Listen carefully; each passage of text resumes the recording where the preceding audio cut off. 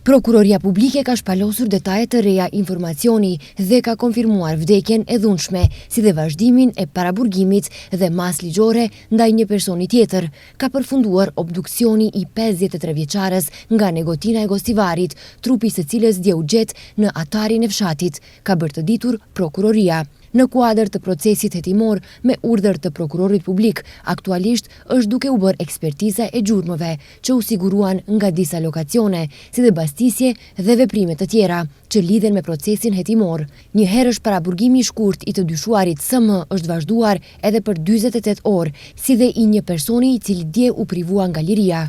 Nga prokuroria ka bërë të ditur se bëhet fjalë për femër, por nuk është konfirmuar nëse fjala është për 48 vjeçaren GV, gruaja e të dyshuarit, e cila dje u ndalua në stacionin policor. Bëhet fjalë për rastin e 53 vjeçares HA nga fshati Raven, e cila nga djali i saj 34 vjeçar JM ishte paraqitur si e zhdukur më datën 9 dhjetor. Sipas djalit, më datën 7 dhjetor, gruaja tani më e ndjerë ishte parë duke hyrë në veturën e tipit Fiat, gjë pas së cilës kishte humbur kontaktin dhe ishte e paqasshme në telefon. Djali 34 vjeçar në mënyrë plotësuese kishte thënë se i dyshuari mes datës 6 dhe 7 dhjetor kishte hyrë në shtëpi, kishte kërkuar në përdhoma, me që rast kishin humbur edhe parat. Policia kishte arrestuar SM më 11 dhjetor në orët e hershme të mëngjesit në ndyshimin se ai gruan tani më të ndjerë e kishte marrë dhunshëm.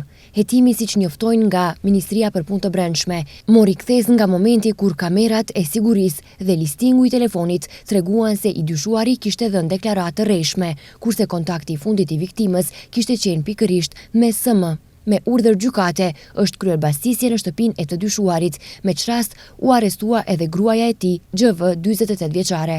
Gjatë bisedës informative në polici, gruaja e të dyshuarit e kishte pranuar se SM e kishte vrarë HA me pistolet dhe se e kishte varrosur trupin e viktimës. Në prani të prokurorit publik, policia realizoi ekspertizë e kontroll në atarin e fshatit, ku gjet trupi i pajet, gjë pas së cilës u dërguan në obduksion.